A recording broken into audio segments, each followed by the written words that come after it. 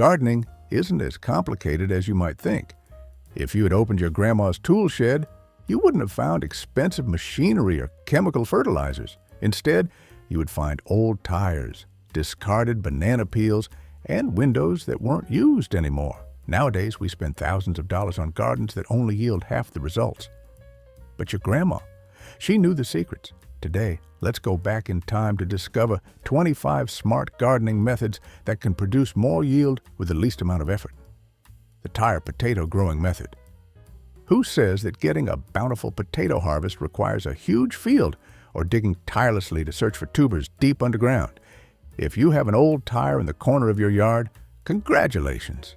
You have one of the easiest and most productive food-growing tricks the previous generation ever used. Our grandparents would start by placing one tire on the ground, then put a few seed potatoes inside.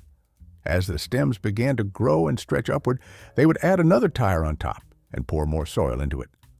Continuing this process, they built towering potato stacks. This vertical setup was key in encouraging tubers to form along the buried stems, instead of just spreading horizontally like in traditional planting. As a result, the entire potato crop grew upwards, creating a super productive harvest area in just a small footprint. This significantly saved space, irrigation water, and maintenance time. When it came time to harvest, the job became much more effortless. They just needed to remove each tire from the stack, and pounds of clean, fully grown potatoes would be revealed without any need for digging. Homemade garlic spray. The garlic in your kitchen isn't just for cooking, it's also one of the simplest pest control methods you've probably never tried. When pests attacked the tomatoes, your grandma didn't rush to the store for chemical sprays. She just opened her pantry. Garlic spray was her secret weapon, simple, readily available, and free. Scent is a powerful tool in pest control. Grandma used a few ordinary garlic cloves, mashed them up, then mixed them with hot water and added a bit of liquid soap. After the mixture was blended and strained, they used it to spray directly onto the leaves. The pungent smell of garlic would linger on the leaf surfaces, enough to drive away unwelcome guests like beetles and caterpillars. To boost the repellent effect, people could also add a bit of cayenne pepper or onion. Most importantly, this method doesn't harm beneficial insects like bees or ladybugs, which play an essential role in pollination and maintaining ecological balance in the garden. When these helpful creatures thrived, Grandma's crops were protected and grew well. The banana peel secret. Next time, after we finish a sweet banana, hold on to the peel. Don't throw it in the trash because what we're holding can nourish the garden even better than store-bought fertilizers.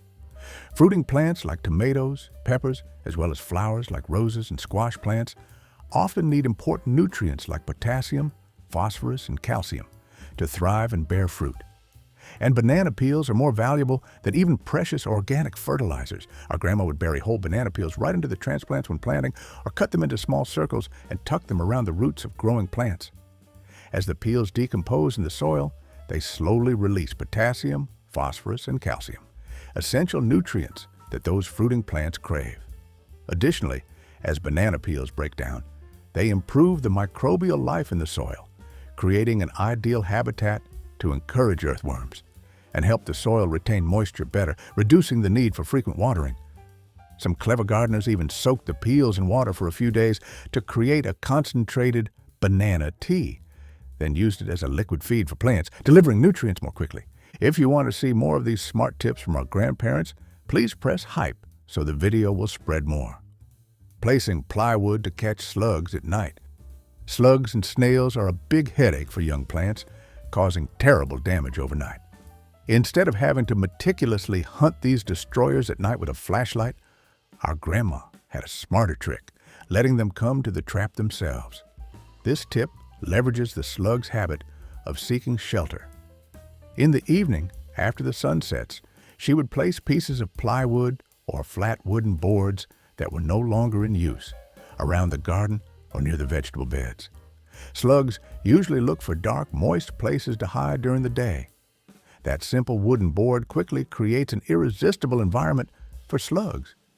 The next morning, when the sun is up, instead of searching for slugs under leaves or in hidden corners, all we need to do is lift the board.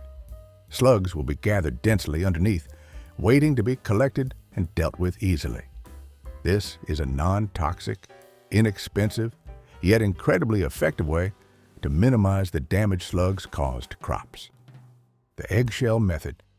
And once you've dealt with the nocturnal slugs, Grandma had another tip to stop those small but equally persistent pests right from her kitchen. That is using eggshells. The thing you always throw away turns out to be incredibly useful. You just need to collect eggshells, rinse them, dry them completely, and then crush them into small fragments. These fragments are then sprinkled around the base of tomatoes, peppers, or roses. As the eggshells decompose slowly, they act like slow-release calcium capsules, supplementing essential nutrients for the plants. Furthermore, the sharp fragments, even just small edges, act as an extremely effective physical barrier. Slugs and snails are known to hate crawling across the sharp surfaces of crushed eggshells. Therefore, eggshells serve a dual role. They are both a natural fertilizer, providing valuable calcium for plants to thrive, and a layer of armor naturally controlling pests without the need for toxic chemicals. Thanks to this simple tip, crops are not only healthier, but also protected from nighttime destroyers. Bird attraction method.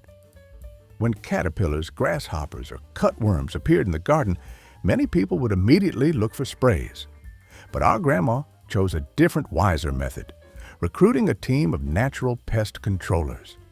With just a clean bowl of water and a quiet corner of the garden, Grandma attracted the most diligent patrol officers to work.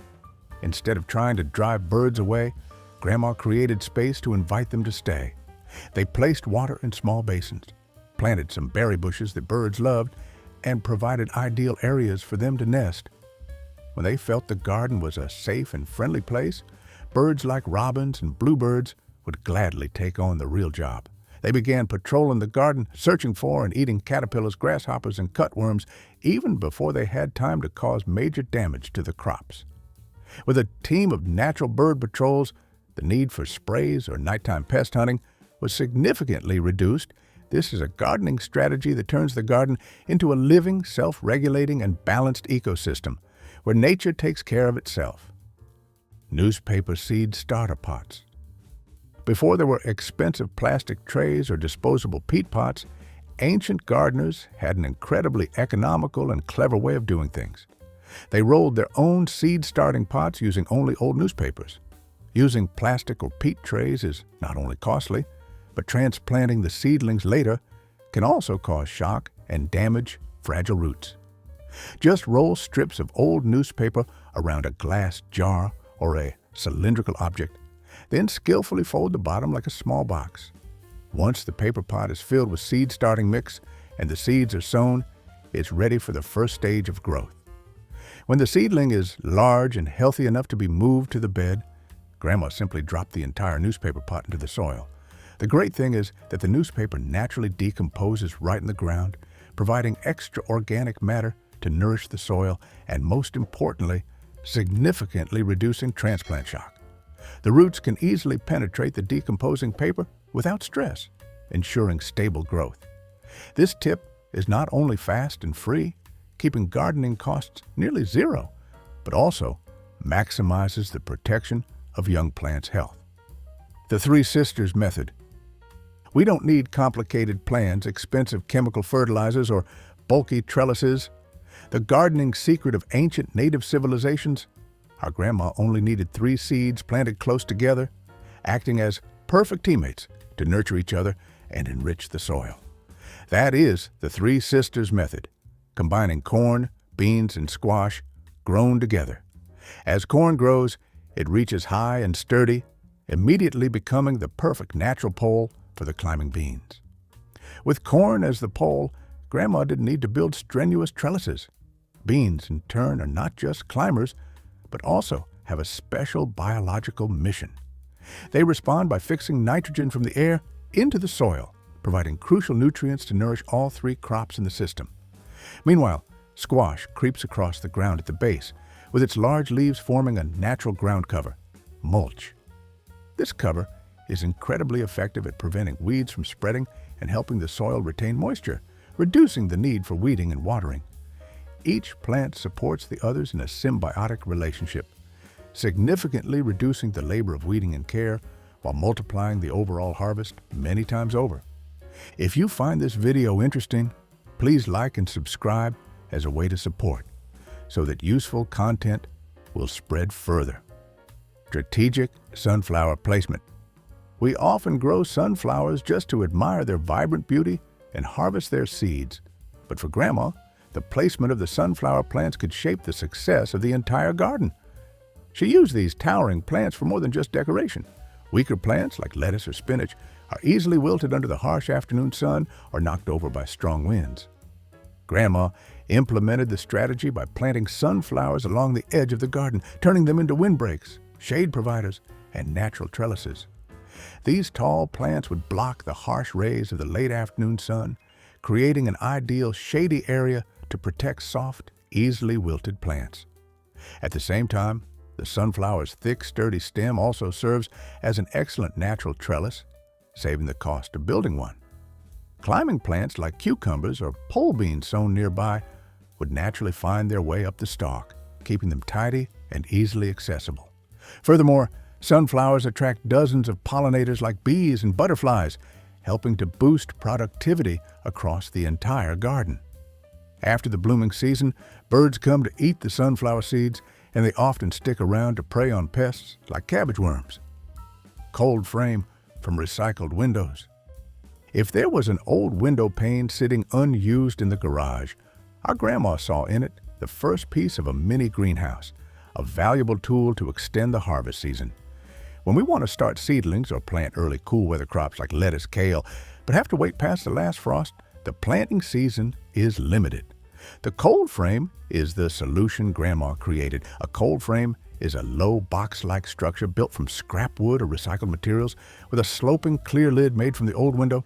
These frames were repurposed to capture sunlight, helping to trap and hold heat inside, while also blocking cold winds and frost from harming the plants. The great thing is that they work effectively without needing electricity or complex irrigation systems.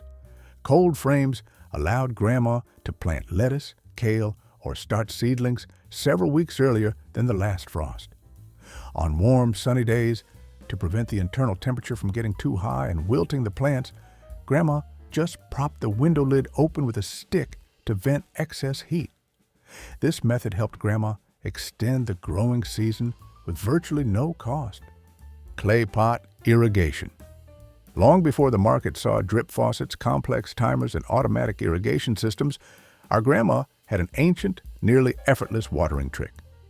Watering by hand easily wastes water because it evaporates quickly, or worse, wets the leaves, creating conditions for mold issues to develop. Grandma used the irrigation method by burying porous clay pots among the plants. They selected a standard clay pot, buried it in the soil up to the rim, then filled it with water inside and covered the top with a stone or saucer. Because clay is porous, moisture slowly permeates through the pot walls, going directly into the surrounding soil. This mechanism provides the roots with a steady, deep supply of water right where it is needed. This irrigation method saves time and water incredibly well. Moreover, since the water never touches the leaves, it means fewer mold or disease issues. This is a sustainable irrigation technique, showing the ingenuity of old-time gardeners in using natural materials to optimize resource usage. Natural insect barrier, diatomaceous earth.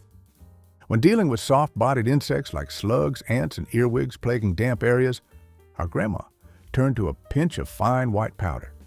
This powder could protect crops without resorting to any potentially harmful chemical sprays. This substance is called diatomaceous earth, also known as crushed fossilized algae. This fine dust is made from fossilized algae crushed into a powder. Grandma sprinkled it in a thin layer around the base of plants and along the vegetable bed borders. Under a microscope, the particles of diatomaceous earth are very sharp, and when soft-bodied insects crawl over them, these particles cut into their exoskeletons. This physical mechanism causes the insects to rapidly dehydrate and die without using any poisons or chemicals. Most importantly, this powder is completely safe, harmless to birds, pets, or humans. It is totally safe to use around edible plants Unlike many chemical sprays that easily wash away in the rain, diatomaceous earth will continue to act as an effective physical barrier until it is rinsed away, preventing cross-pollination. If we've ever planted two different varieties of squash or peppers in the garden and ended up with unexpected surprises, such as strange flavored or oddly shaped fruit, the problem lies in cross-pollination. Some crops can easily cross-pollinate, changing the flavor, size, or yield of the next seed generation. For Grandma, who always wanted to maintain the purity of the seeds to ensure next year's crop, the solution could be as simple as adding a few meters of space to the garden. Old-time growers paid close attention to planting to prevent this unwanted mixing. They used the distance trick, simply separating different squash varieties by a few yards. Or they would use the timing trick, staggering the planting time so that one variety bloomed a few weeks before the other. This ensures that when pollinating insects fly from one plant to another, they don't mix pollen between different varieties. This trick is extremely important for seed-saving households because it helps maintain seed purity. This allowed Grandma to build stronger and more reliable crops year after year because she knew exactly what results those seeds would produce. Distributing fireplace ash. Next time, when we clean out the fireplace after a warm winter night, don't throw away the ashes, because our garden will love them more than we imagine. For Grandma, wood ash was a natural and free solution to soil problems. Poor or overly acidic soil often needs potassium and calcium supplements, but store-bought fertilizers are usually expensive. Wood ash from the fireplace is rich in potassium, calcium, and other essential trace minerals. Old-time gardeners use this ash to boost the vitality of root crops like carrots and beets. Wood ash also serves to raise the pH level, helping to sweeten acidic soil when lime isn't available. Additionally, they would sprinkle a little ash around plants to deter slugs, as slugs don't like crawling across the dry, rough surface of ash. Wood ash acts as a magical supplement, encouraging plants to thrive. However, Grandma also noted that it should be used in moderation, as too much wood ash can raise the pH too high and harm the plants. This is a perfect example of how to recycle a byproduct into a powerful gardening tool. The cardboard trick. Remember those yard sections overrun by weeds and how strenuous the digging and weeding work was? Digging is not only exhausting, but also disturbs the soil's natural structure. Our Grandma had a surprisingly simple solution to eliminate weeds without ever touching a hoe: the cardboard trick. This method is simply flattening an old cardboard box, then placing it over the patch of weeds to be removed. Next, they cover the cardboard layer with a layer of straw, compost, or dry leaves. The secret lies in the cardboard completely blocking sunlight from reaching the weed seeds underneath, thus preventing their growth. This method is extremely effective for starting new beds without digging. Over time, the cardboard begins to decompose in the soil.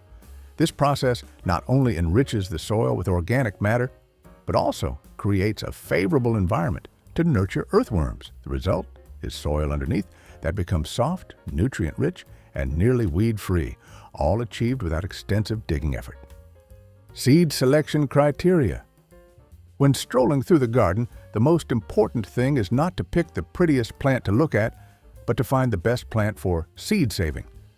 Many gardeners often make the mistake of harvesting seeds from whatever plants are left at the end of the season, including those that are weak, prone to disease, or irregularly shaped.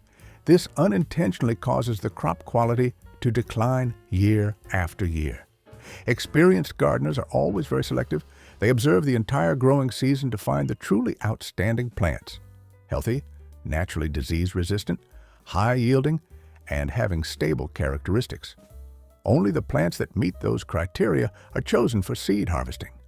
Conversely, seeds from diseased or stunted plants are always discarded because any weakness of the parent plant will be passed down to the next generation. This careful selection is the secret to maintaining a healthy vegetable garden, well adapted to the specific soil and climate of each garden, and yielding consistent production year after year. This is also how old-time gardeners performed natural selection, requiring absolutely no laboratory, just observation and patience. Vertical gardening system. All it took was an old fence, a simple stake, or even a piece of twine, and that was everything Grandma needed to turn a small space into a bountiful harvest area. In Grandma's small garden, wasting space was unacceptable. Plants sprawling across the ground not only take up room, but are also susceptible to fruit rot or pest attacks from the soil. Grandma's secret was using the vertical gardening system. By using homemade trellises, bamboo stakes, or twine, they encouraged plants to climb up. Growing plants vertically helps increase air circulation around the leaves, which is crucial in reducing fungal diseases. It also protects fruit from rotting due to contact with damp soil. The vines are kept tidy, making them much easier to reach during harvest time. Sometimes, shade-loving plants like lettuce or spinach were cleverly tucked underneath these vertical structures, utilizing the shade to keep them cool in the afternoon heat. Plant productivity is often significantly improved because sunlight reaches more leaves. This tip not only makes full use of space, but also makes weeding and watering much simpler. Pest-repelling companion planting. Before we even thought about using chemical sprays, Grandma taught us a simple tip. Planting the right neighbor plants might be all that's needed to keep our vegetables untouched. Solitary plants are easily attacked by pests because there is no natural barrier. The method Grandma used is called companion planting, and it relies on using scent as a strategic tool.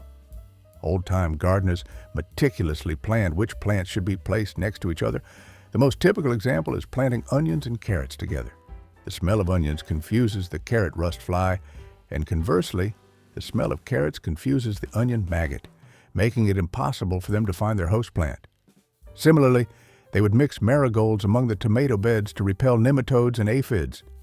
Basil plants were also often grown near tomatoes to deter hornworms. This pest-repelling companion planting strategy minimizes pest problems before they even start. Not only is companion planting a natural pest control tool, but it also attracts pollinators and other beneficial predators to the garden. Simple seed storage. Seed saving is serious work, part of the gardening heritage, and the way Grandma stored them made all the difference when it came time to plant for the next season. Heat, light, and moisture are three dangerous enemies that can kill the seed's potential, rendering them unable to germinate.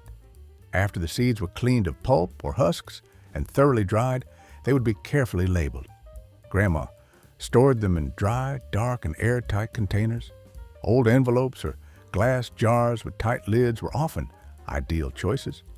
The ideal storage location was usually somewhere cool and dark, like a basement pantry or a dark closet corner. To combat any residual moisture, some old-time gardeners would also add a pinch of rice or dry milk powder, which can absorb moisture, keeping the seeds consistently dry. This simple, discreet storage method best protects the seeds from the effects of temperature, light, and moisture. It ensures that the high-quality seeds Grandma carefully selected will survive and maintain strong vitality until the next growing season. Strategic microclimate utilization. If we've ever noticed one corner of our yard is warmer, or the soil in one vegetable bed dries out faster than others, Grandma taught us to trust that instinct. Because plants notice it too. It's a mistake to think all spots in the garden are equal. If you plant the same crop everywhere, some plants won't reach their full potential. Grandma's secret was strategic microclimate utilization. We should take the time to observe the garden closely, where the snow melts first in the spring, which fence lines hold heat the longest, and which corner holds shade in the afternoon. For instance, you would plant tomatoes or melons near stone walls. These walls absorb solar heat throughout the day and radiate it back in the evening, holding extra heat and extending the growing season for heat-loving plants.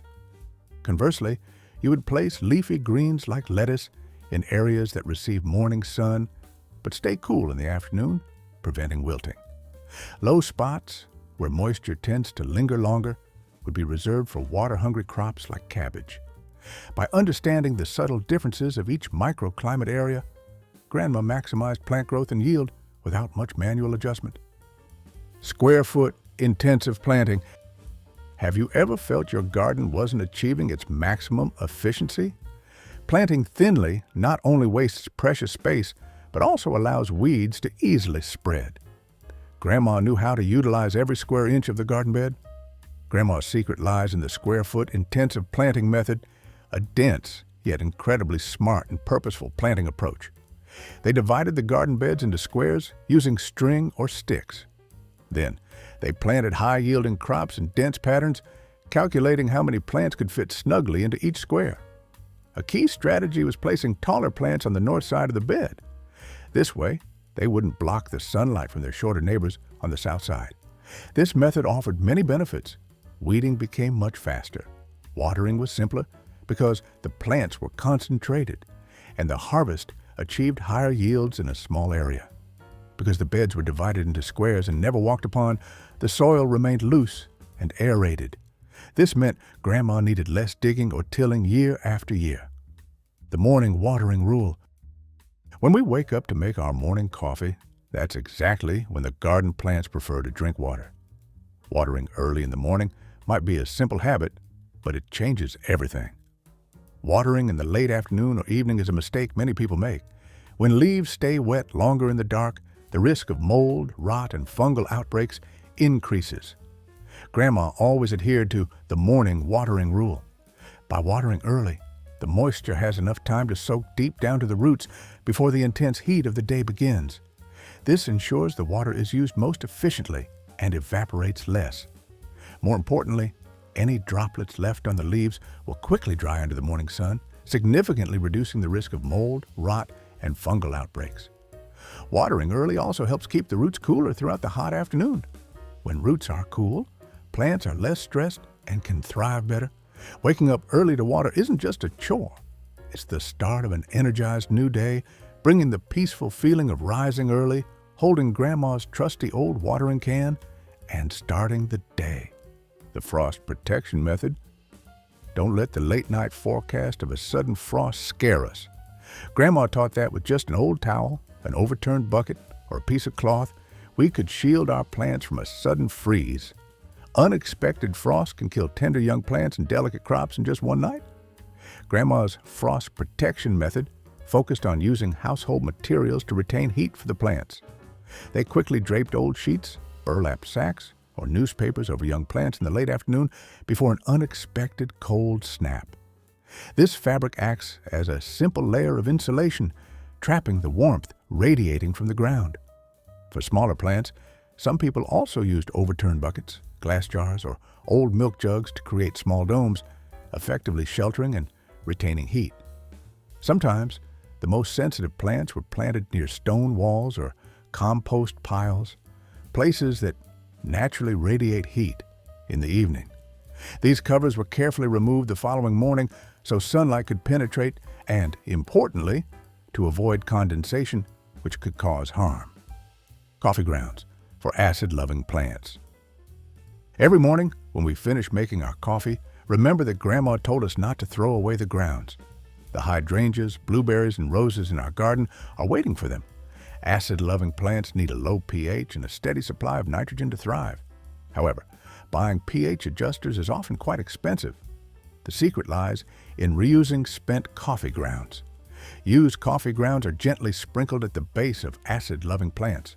As they decompose, these grounds slowly add a mild acidity to the soil, helping to adjust the pH as desired.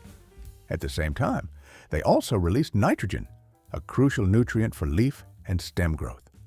Using coffee grounds results in greener leaves, promotes stronger blooms, and improves soil texture, making the soil richer.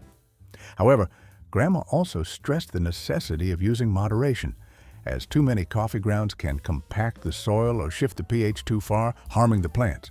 This is a smart way to recycle, turning kitchen waste into effective fertilizer. Making soil blocks from old tubes for seed starting. Don't throw away used cardboard tubes. They can be a free seed starting solution that allows plant roots to grow freely without restriction.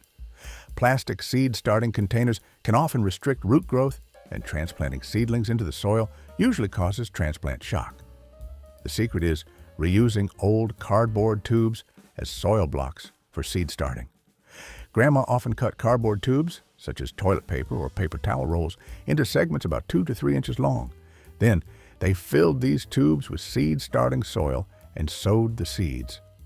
The cardboard tubes act as biodegradable containers, keeping the soil intact, yet allowing the roots to grow freely without being root-bound. When the seedlings are grown and ready to be moved to the bed, we can plant the entire cardboard tube directly into the soil. This significantly reduces transplant shock, as the roots are undisturbed, and promotes healthier growth. If you find these recycling tips help us save money and increase yield, please like and subscribe so you can join us on more trips down memory lane about the resourcefulness of the grandma generation. Dragging heavy bags with an old towel to protect the back. Moving heavy bags of soil, compost, or mulch can be a back-aching chore and put unnecessary strain on the body. Our grandma had a simple yet incredibly wise solution to protect her health while gardening. The secret lies in using an old towel to drag heavy bags. Instead of struggling to lift heavy bags of soil with her back, Grandma would place an old bath towel or cloth underneath the bag of soil or mulch. Then, instead of lifting, she simply pulled the corners of the towel to drag the entire weight across the ground. This technique immediately distributes the bag's weight evenly and reduces strain on the back. It's a smart, simple solution that makes gardening less tiring and protects the body from unnecessary injuries. This technique teaches us that effective gardening is not just about growing many plants, but also about working smart, respecting, and protecting our own health. Out of these 28 tips, which one do people find the simplest yet yields the most surprising results? Tell us about a gardening tip your grandma passed down to you that you can't find anywhere else. Don't forget to like, subscribe, and turn on notifications so you don't miss more exciting content coming soon.